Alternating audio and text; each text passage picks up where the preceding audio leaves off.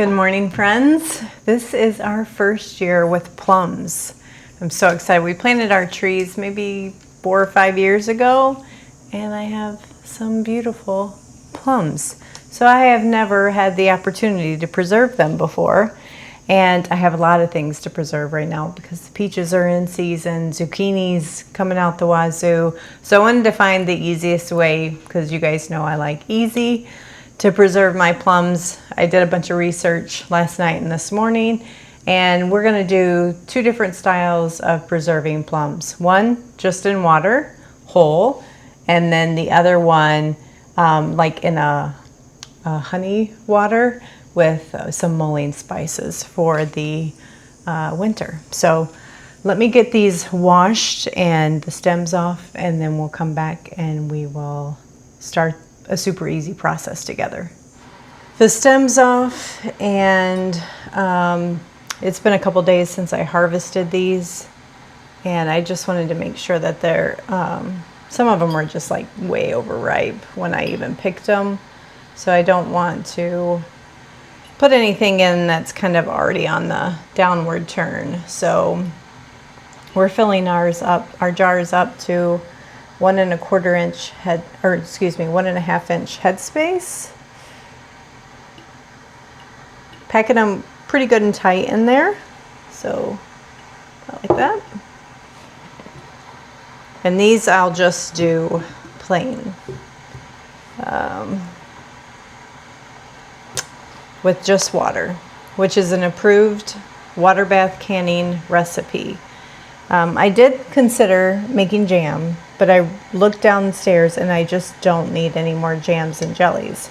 So we'll pull these out and eat them as, you know, fresh as you could consider canned fruit through the winter, like whole plums. Or say I have an Asian inspired dish that I want to make plum sauce for, I could pull out a jar of plums and do that. I've never made homemade plum sauce, so that would be fun. Throw it into other fruit desserts like, you know, cobblers or pies over the winter. But I think mostly just fresh eating.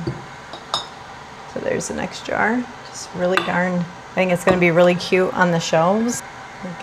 Getting to the bottom of the colander, just making sure none are too bruised or mushy that I didn't fill in the initial rinse. I just realized I made a mistake. You're supposed to prick both 2 sides of the plum with like, I don't know, a knife or a little pick of some kind, fork tine, so that the skins don't rupture. I don't know that I care that much because it's just for aesthetics. It doesn't harm the fact that the fruit's there. But I'm going to bite into this one and show you something else I learned about plums. So juicy. So there's something called, yummy, yummy, really ripe Freestone plums and clingstone plums. Maybe that applies to all stone fruit. I don't know. Let's bite into this one. Maybe this one's not as ripe. I can show it to you better. Okay.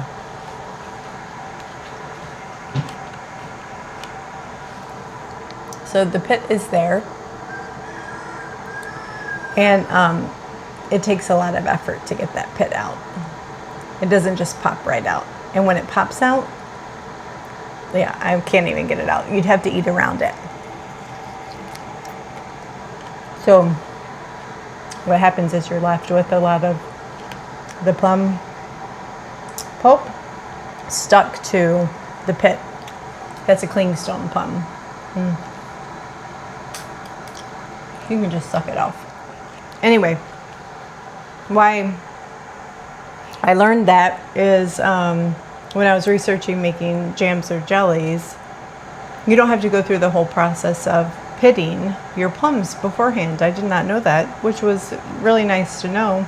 Just pop them in your kettle, steam them, boil them till the fruits themselves get nice and mushy, and you can mash them all up. and then you just pick the pits out. So good to know for anyone that's got, you know, a big plum harvest coming in and it's your first time like me. That was a nice fact that I learned. So I'm gonna go rinse this other batch, which is even older than these from when I picked them, but I picked them, when I picked these, they weren't ripe on the tree. So hopefully I didn't lose too many.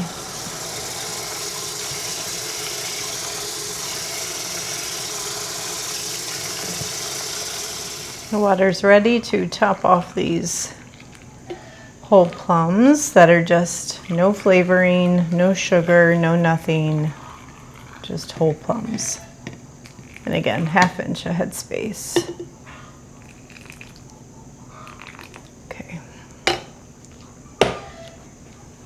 I'm just going to set these jars aside for now while we do our mulled plums. And I'm going to take the time to prick these because I'm thinking I may like to give these in a couple gift baskets for Christmas. So I'm just pricking both sides twice.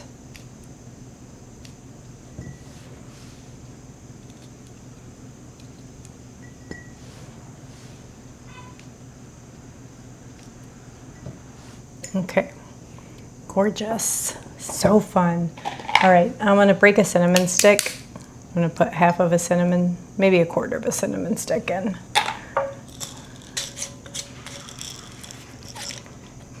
I don't want it to be overpowering. Okay, I'll put a little bit more. 2 allspice berries.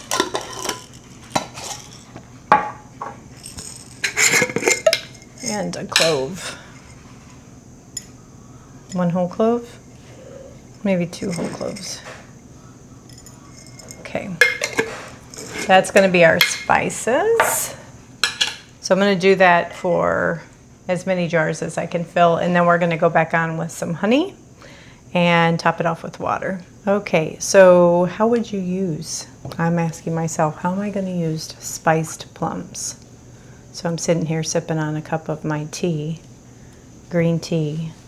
How lovely would it be to have a jar of these spiced plums in the fridge, and I can open up the jar, throw a spiced plum in the tea while the tea is steeping, and then have the yummy plum as a snack afterwards. Take them out, slice them up, serve them on a charcuterie board. We do charcuterie boards a lot for gatherings here. Serve it with pork chops as just a side dish. A sweet and savory type side dish. You could simply put it in your oatmeal, put it in yogurt. Lots of ways, I think. The sky's the limit on how to use it. It's just your own creativity. So I'm excited to have something new. I love new but practical items, something very practical that I can use. So as a gift, maybe it's this with some of my herbal tea and a thing of jam and some fresh homemade bread, and they're all set for a cozy evening next to their fireplace this winter or going camping. Yeah, and I'm looking forward to it. If you guys have made spiced plums or canned plums in this fashion and you have tips for us novices, let us know down in the comments. But I think it's rather straightforward and seems simple, and it seems like you could really be as creative as you wanted to be. I know another recipe that was interesting to me out there was pickled plums. So you could do it fermented style or quick and easy style with vinegar and water. But I didn't know how much I would actually like them and eat them, where this I know will have uses for. And then this is just a water bath canning recipe. I've got my steam canner, oh, it's over there, that I'm gonna fill up, and it doesn't take long to get going. And then we're just gonna water bath can this, and it is, you can look it up yourself. It's approved through the National Center of Home Food Preservation. So This process is kind of tedious, but if you had a little helper in your house, this would be a fun job for them to just prick all the plums. Oh. I'm seeing already from that hot boiling water. Look, see on top? I don't see if there's any on the side. Yeah, there's one right there. I don't know if it's going to show up where the skins are splitting. I think it's okay. It'll be fine. So we'll see. We'll have a good comparison after the canning process, whether this little prick step really made a difference. All right, I'm gonna shut the camera off, at least stop talking to you guys while I finish the rest of this. All righty, all the jars are done with the plums and the spices. So I'm gonna add right at like a tablespoon of honey to each.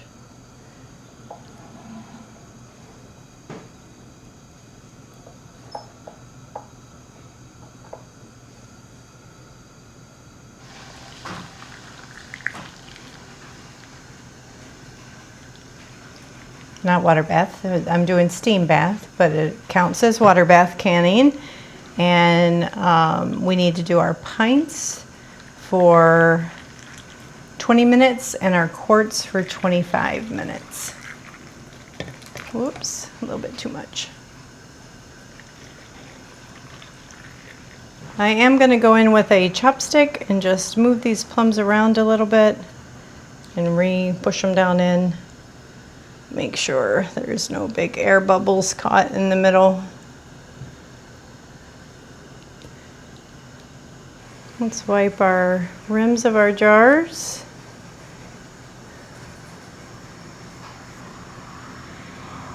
Make sure I didn't spill any honey on there. And it also lets you check for any cracks or anything like that that you might have in your jar rims.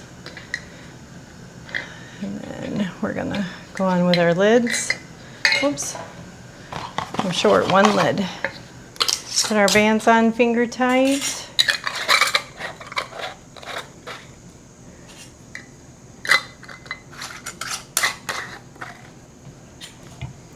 Oh, so beautiful. And I didn't notice any splitting of the skins after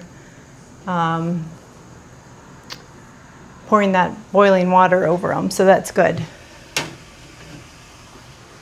right, we'll load up our canner and I'll show you, as I always do, what everything looks like coming out of the canner. So thanks guys for coming with me today canning plums for the very first time. And there's going to be several more canning videos coming up, so I look forward to bringing that back to you guys and sharing what I'm doing in my kitchen to preserve the harvest.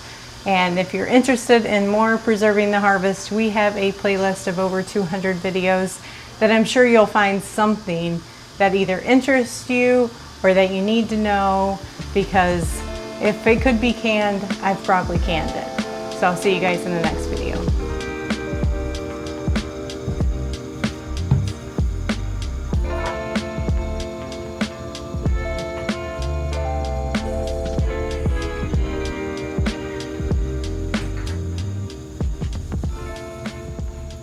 The skins ended up popping anyway. Smells amazing.